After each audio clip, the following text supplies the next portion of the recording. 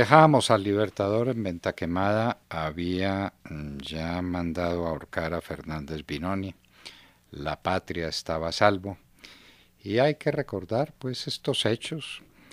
Lo que la gente tiene en la memoria es la batalla del Pantano de Vargas, cuando el Libertador le grita a Rondón que salve la patria, salve usted la patria, coronel, y Rondón monta en sus caballos con sus hombres, da la orden. Lucas, Carvajal, carguen.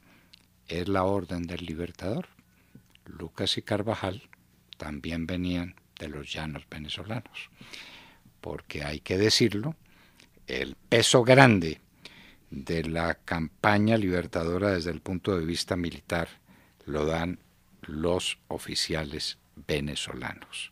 Eso es cierto, honor a Santander, pero en el Pantano de Vargas no se batió con gloria, y en la batalla del puente de Boyacá pasó el río Teatinos cuando ya Anzoátegui y Sublé le habían resuelto el problema y ya el ejército de Barreiro estaba derrotado. La historia hay que contarla. Todo el manejo político de estas poblaciones lo había dado el Libertador, lo había hecho el Libertador Simón Bolívar, coloso entre los colosos. Santander había sido el organizador de la victoria. Si Santander no está en los llanos, reuniéndole al Libertador lo que reunió para poder emprender la parte final de la campaña por el llano para llegar al páramo de Pisba, si no hubiera comandado la vanguardia que derrotó en Paya a la primera guarnición española, y esa guarnición se hubiera podido ir a pedirle socorro más temprano a Barreiro, las cosas hubieran sido muy distintas. Pero hay que decirlo y hay que decir la verdad. La parte militar la definieron los comandantes venezolanos, con tropas venidas de los llanos, que eran pues de esos llanos venezolanos y colombianos. Ahí un llanero no se distingue de otro porque todos son la misma cosa. Bueno, el Libertador está en Venta Quemada y su afán es venir a Bogotá. Tiene que venir a Bogotá porque tiene que organizar un país. El Libertador, que se dijo que era el hombre de las dificultades, era el hombre de la política.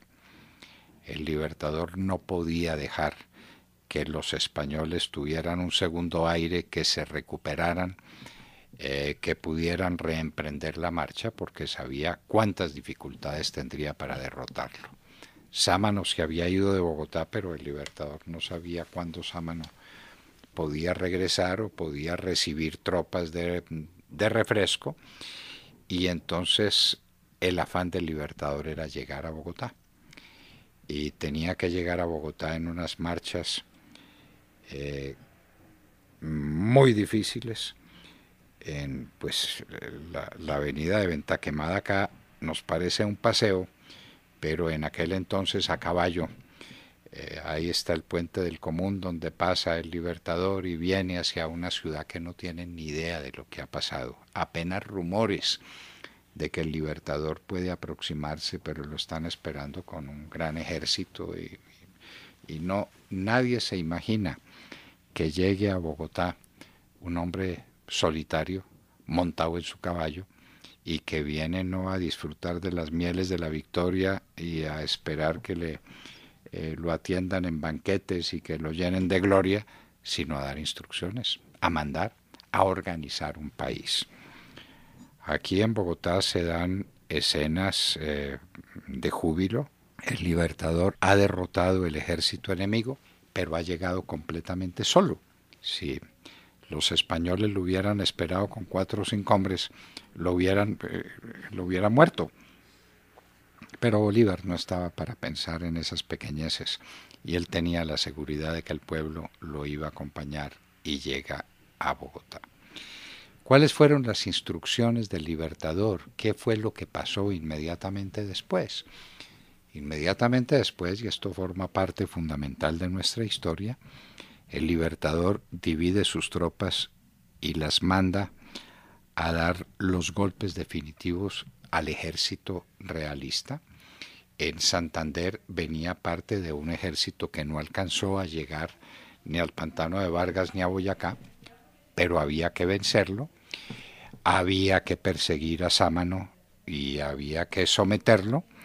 Juan José Rondón sale para Honda, siguiendo los pasos de Sámano, y cuenta la historia, que en el momento en que llegó al pie del río Magdalena, alcanzó a ver el buque que llevaba a Sámano fugitivo, y lo que quiere decir que por unos minutos o por unas horas, quién lo sabe, Sámano no cayó en manos del Ejército Libertador, entre otras por haber purgado tantos delitos como los que cometió y tantos delitos en los que acompañó a Pablo Morillo después de la llamada Reconquista.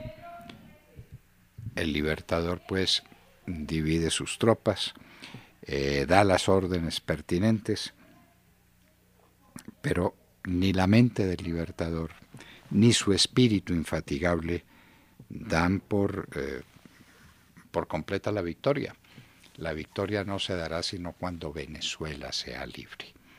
Y el Libertador toma las decisiones que tiene que tomar para marchar a Venezuela inmediatamente, al librar la independencia de Venezuela, la que se conseguiría en la batalla de Carabobo, que es una batalla fundamental, donde queda vuelto pedazos el ejército español en Venezuela y donde tiene participación ya definitiva el general José Antonio Páez, que había quedado combatiendo a Morillo antes de que Morillo se hiciera a la vela camino de España y dejar aquí las tropas comandadas por sus hombres, valiosos, buenos militares, pero que no eran Pablo Morillo.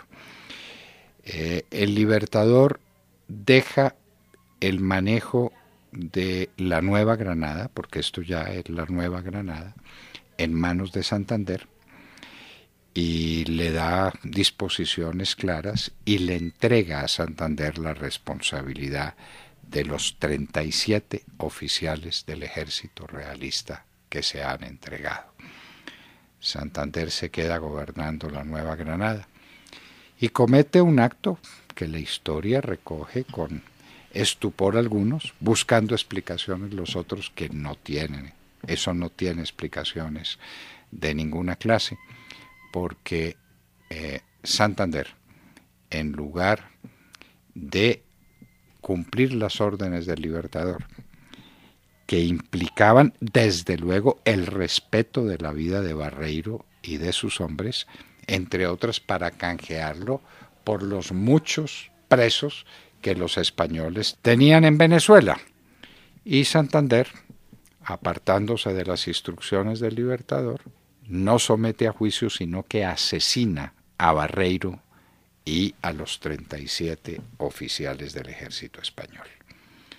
Una crueldad innecesaria, un acto torpe, que empañaría para siempre la vida del general Santander y que empañaría también nuestra campaña libertadora, porque quedamos peor de lo que estaban en la reputación universal los españoles. Eso fue un verdadero asesinato. 37 hombres fueron pasados por las armas en un acto indigno. Santander presenció la ejecución de todos estos hombres y después le rindió cuentas al Libertador diciendo que lo lamentaba, pero que había tenido que proceder de esa manera porque los españoles estaban conspirando y podían en cualquier momento volver a armar un ejército y destruir lo que se había construido de patria. Bolívar tenía uno de dos caminos: o juzgar a Santander y enfrentarse con él, o tolerar a Santander. Lo toleró, como toleró a Santander en varias ocasiones, pero Bolívar sabía que tenía que contar con él, la capacidad de organización que tenía Santander. Para Bolívar, el general Sucre era el genio militar, Santander era el genio de la organización, era el hombre de la organización y el hombre de las leyes, así lo llamó, aunque no contó con muchas para asesinar a Barreiro y a sus hombres, y él se decía el hombre de las dificultades. Ya tenemos a Bolívar camino de Venezuela, con algunas tropas colombianas, ya tenemos las tropas del Libertador por toda la República, acabando de perseguir los últimos reductos del ejército, empiezan a sonar nombres gloriosos que cubrirían gran parte de nuestra historia, como el nombre de Córdoba, que fue el único gran militar que produjo la Nueva Granada, fue el general José María Córdoba, que era un mozalbete y que tendría todavía por escribir las mejores páginas de su gloria. Había combatido siendo un muchachito en el palo, había dado demostraciones de valor, pero lo suyo era después la campaña del sur, que es la que emprende el Libertador cuando regresa de Venezuela y dice: yo tengo que ir hasta Lima, porque mientras haya hombres de España en América, América no será libre y tendremos siempre el peligro de una nueva reconquista. Nueva reconquista que no se produjo porque Rafael del Riego, el español que fue comisionado por Fernando VII para venir a estas tierras a una segunda reconquista, se sublevó cuando estaba con sus tropas para hacerse a la vela, y ahí fracasó la reconquista que no pudo ser. La reconquista de Morillo fue la que hemos relatado varias veces. La reconquista de Rafael del Riego no se cumplió por la sublevación del Riego contra Fernando VII. Del Riego moriría poco tiempo después, pero ya no habría otra oportunidad para España de volverse a tomar estas naciones que fueron liberadas hace 200 años.